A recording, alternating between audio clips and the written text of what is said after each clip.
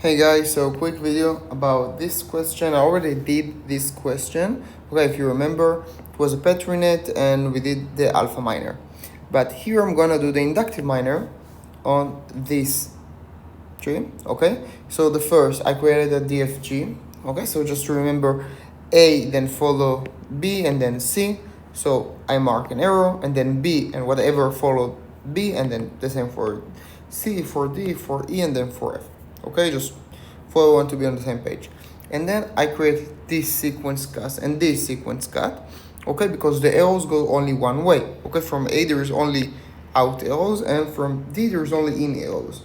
Okay, so now I know there is A and something with B, C, E, and F. Okay, then I have this DFG.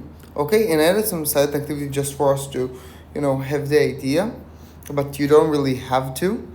Okay, so now I can see that the E and F, they are kind of separate. Okay, and we can see this answer the definition for a redo. Okay, for a redo loop. So this is the redo part. Okay, so now we know we do A and then something a redo with E and F and then D.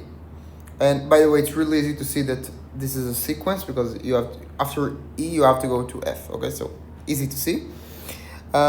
So now we can see this is an AND because there is no choice between them. You have to go both B and C.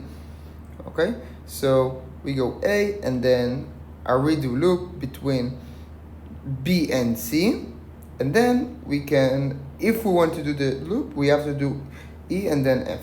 Okay, and then we finish with D. So this is it, and if you want again to see the BPMN for this one, it's this one. And please check out the other video, the reachability graph, the Petri net, and this is the way for the inductive miner. So if you want to look. Anyway, hope you like this video, and until next time, I'm out.